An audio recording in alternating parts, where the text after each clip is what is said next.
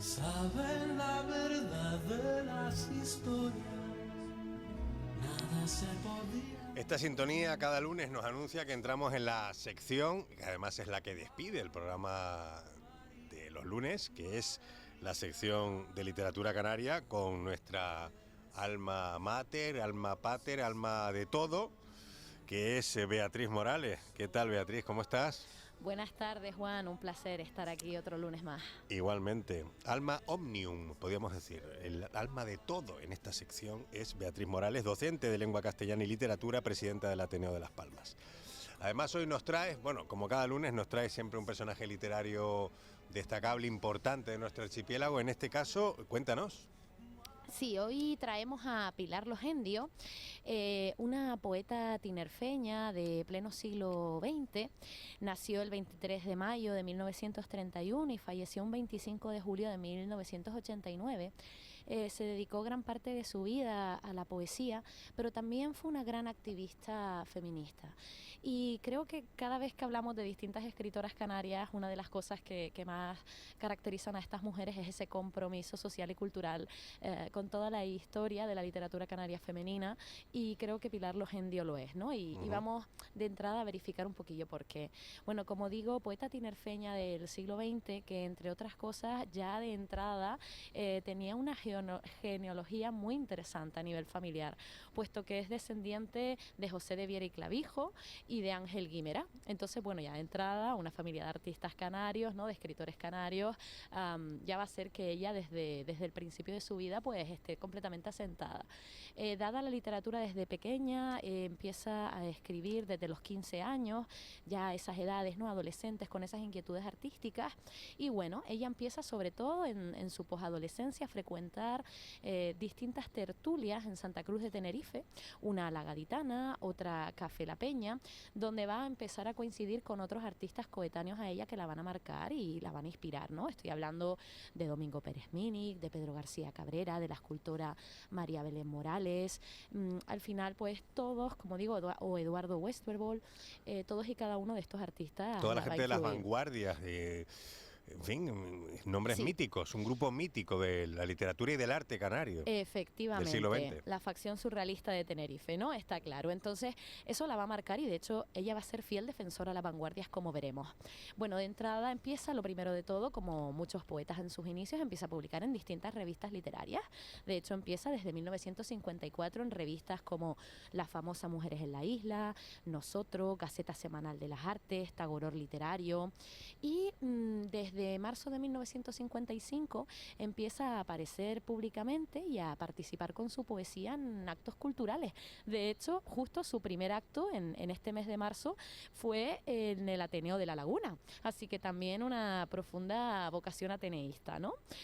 Curioso de ella, como decimos, ese afán literario pero vinculado a la poesía, que va a hacer que empiece a escribir en la década de los 60 y publique poemarios. Uno de ellos, Ha llegado el esposo, en 1964, otro con el que va a conseguir el premio Julio Tovar en 1969, que es Almas de Piedra, y luego está durante la década del 70 un poco más dedicada a su vida familiar, y en 1984 publica pues su último poemario, La lengua del gallo, donde pues ella ya finiquita su arte, ¿no?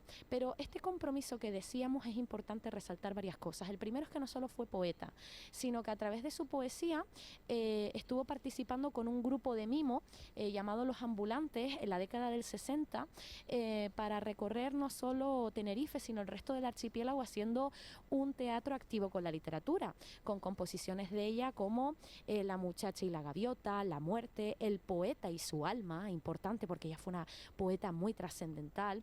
Y luego, como dijiste tú antes, Juan, ese compromiso vanguardista va a ser que junto con María Belén Morales, en la década de los 60, en el movimiento Nuestro Arte, empieza a defender pues una tradición vanguardista en el arte, ¿no?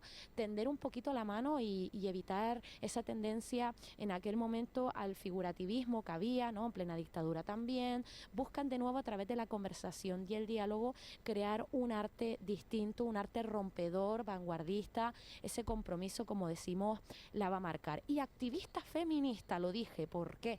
Porque aparte fue una profunda y gran investigadora de literatura canaria femenina. Estuvo investigando las vidas, por ejemplo, de María Joaquina Vieri Clavijo, de Isabel Poggi, de Josefina de la Torre, de Victoriana Bridú o de Pino Ojeda, porque es que ella decía, y cito sus palabras, el porqué de la poesía en unas señoras que vivieron en una época en donde las labores, el té, la vida social era lo importante. Es decir, quería trabajarlas, hacerlas evidentes, porque ella sabía que las mujeres en aquel momento no tenían un estatus cultural como podemos tener ahora. Le llamaba la atención esas mujeres vanguardistas también en cuanto a estar enfrente, delante y luchar por su identidad cultural como ella, y quería sacarlas a la palestra. Así que también fue una gran investigadora. Muy bien. ¿Y de dónde le venía a Pilar Logendio la afición, la vocación literaria, Beatriz? Sí, ella, como decíamos, la familia fue vital, también pues esos compromisos y tertulias, el diálogo al final enriquece, ¿no?, a cualquier escritor o escritora, y de hecho eso hizo que ella también, antes de hablar de sus obras, definiese el propio concepto de poesía. Esto me parece muy interesante, que un poeta hable de la propia poesía, ¿no? Entonces ella decía, cito, lo siguiente de la poesía, dice: es terrible intentar decir lo que es la poesía. No se puede decir con palabras. Es la luz y el color, y es la vida con todas sus tragedias, pero vividas un poco al trasluz sin apartar la realidad, vividas en su intensidad y al máximo. Poesía es la vida, y poeta es el que quiera hacerlo, aunque no escriba 2 líneas. Luego ya también ella habla de la poesía vivencial, de la poesía de la imagen, no solo en texto escrito, ¿no? De vivir de una manera poética. Eso es, que Vivir su la propia obra, vida, ¿no? efectivamente, su obra siempre va a estar hablando del espiritualismo vital, del concepto de vida, del sentido existencial de la propia vida. Eso va a ir recorriéndola, como decimos, a lo largo de sus obras, porque ella, como mencioné antes, publicó en vida 4 obras. La primera, Ha llegado el esposo, en 1964. Es una obra muy curiosa porque, claro, con el título podemos creer que es una poesía intimista, a la casa, a la intimidad doméstica, pero no, porque utilizó este título desde un sentido irónico, dado que lo que hace es cuestionar los roles sexuales de la época, y además a través de metáforas, recursos, juegos rítmicos, evitando las estrofas clásicas, quería hablar del papel de la mujer, el papel de la mujer como poeta en un mundo completamente masculino. Luego, para nuestros oyentes, este es un poemario muy interesante. Ya después llega 3 poetas, que lo publica en el 70, donde empieza a jugar con 3 conceptos que van a marcar el resto de su obra: Dios, la naturaleza y la criatura. ¿Y qué es esto de la criatura? Pues ni más ni menos que el ser humano.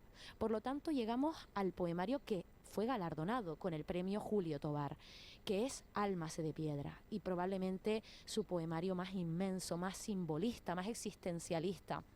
Entonces, para todo aquel que le guste la poesía existencial, este es el poemario. ¿Por qué? Porque cuando tú empiezas a leerlo desde el primer poema, te sitúas en el principio del mundo, cuando se crea el mundo. Pero es que el principio del mundo es el principio de la poesía.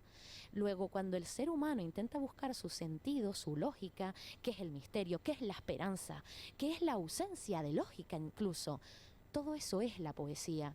Entonces, a través de la triada Dios, criatura, de nuevo, y naturaleza, está constantemente hablando del misterio, el sacrificio, todo a través de una poesía desnuda, humilde, soberbia y oscura, para ir hablando de cuál es el camino del ser humano, qué significa caminar en la vida. Por supuesto, es una pregunta retórica que nunca llega en el poemario a poder resolverla. Luego empieza el poemario con un diálogo de yo a tú, y de repente ya no existe el yo lírico, solo el tú, el que se pregunta, y no hay respuesta.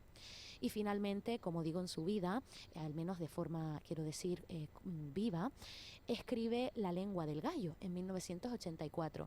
Y es muy interesante porque el concepto gallo siempre se ha vinculado, ¿no?, a la masculinidad, incluso desde un sentido erótico. Y ella lo que pretende aquí es todo lo contrario. Quiere romper con el gallo porque sí, lo identifica con el ser humano, pero ese ser humano puede ser un hombre o una mujer. Y lo que hace es relacionar el gallo, que es el hombre con la vida social, religiosa, familiar, cultural que nos rodea. ¿Para qué? Para despojarnos de todo eso y quedarnos con la belleza más pura, que es simplemente el cuestionamiento de las cosas. Luego la lengua del gallo, la lengua de la poesía. ¿Cómo se vincula la eternidad de una artista como Pilar Logendi, de una poetisa como ella, con este siglo XXI en el que estamos y que ella ya no puede ver? Sí, destacaría que su eternidad se puede visualizar y disfrutar desde 3 claves. La primera de todas es su reivindicación feminista ante la realidad difícil de las mujeres en pleno siglo XX. A través de su poesía podemos encontrar versos tan hermosos y tan duros como estos, cito: lava ya tus cabellos que huelen a café tostado, y así cálate deprisa que llega tu esposo.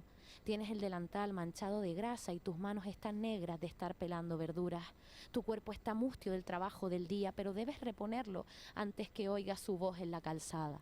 ¿No? Aquí ya vemos cómo va hablando de las mujeres, del estado de eterna vigía, de estar constantemente alerta y cuidando al hombre. Hay una dureza aquí, pero manifiesta una realidad que hay, pero para poder ser cuestionada. Luego la primera clave de 3 que destaco sería esa, su pasión y reivindicación feminista. La segunda sería la utilización del elemento onírico para resignificarse y buscar identidad en la poesía, no solo como mujer, sino como poeta. Lo repito, ella marcó mucho el concepto poesía, el concepto poeta sin distinguir de sexos, ¿no? Entonces utiliza pues muchos elementos oníricos, el concepto serpiente, el concepto muerto, pero claro, no habla en sí de la muerte, sino de esas sensaciones, esos significados ocultos que tiene el hombre y la mujer cuando se cuestiona la vida, ¿no? Por ejemplo, en estos versos dice así: hay un muerto en cada esquina de mis noches, hay un muerto en los umbrales de mis días, hay un muerto que me acecha por los campos, hay un muerto sin derrota que me agobia y me persigue. Hay un muerto, sí, hay un muerto en mi cuerpo cuando llegue su fin. ¿Quién es ese muerto? De nuevo, no lo sabemos. Pero es lo que ella busca, no saber para verdaderamente tener en cuenta la lógica. Y la tercera clave, el mar. Volvemos a ese elemento atlántico que tanto hemos hablado en nuestra sección con los poetas canarios, porque ella a través del mar utiliza este espacio atlántico para hablar de la liberación del alma ante el desazón íntimo e histórico de la época. Como por ejemplo en el poemario que se publica póstumamente, Inviernos de la piel, lo trabaja mucho en versos como estos. Mira: silencio más total en este sueño, en esta estrecha calle, en esta luna. Silencio más total en esta herida, más silencio luchando cada hora. No es posible dormir en este encuentro total de caracoles ya vencidos. No es posible dormir ya tan desnudo. No es posible luchar con tanta tierra. Era buena la mar para romperse entero, hacerse agua, como también lo ha trabajado y lo ha evidenciado Félix Francisco Casanova, ¿no?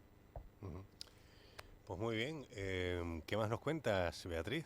Así Pues para ir cerrando ya esta semblanza tan completa y tan estupenda que nos has hecho de Pilar Logendio. Muchas gracias, Juan. Me gustaría acabar con un poema de ella, justo de su poemario galardonado, Almas de Piedra, donde podemos evidenciar ese existencialismo de ella. Dice así: te aferraste a los viejos recuerdos, te aferraste a las viejas lecciones, te aferraste a todo lo de siempre para conseguir un mundo calibrado donde los pájaros volaban con orden.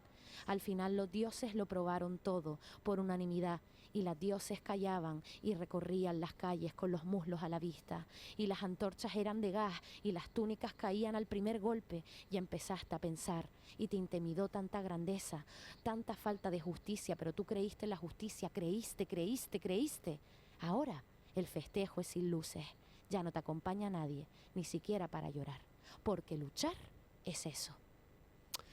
Pues muchísimas gracias. ¿Y cómo lo lees y cómo lo declamas, cómo lo recitas, Beatriz, ahí con esa pasión? Y se nota que te gusta además y que conoces bien al artista, en este caso a la poetisa Pilar Logendio. Muchísimas gracias. Hasta la semana que viene. Muchísimas gracias a ti. Gracias. Un abrazo.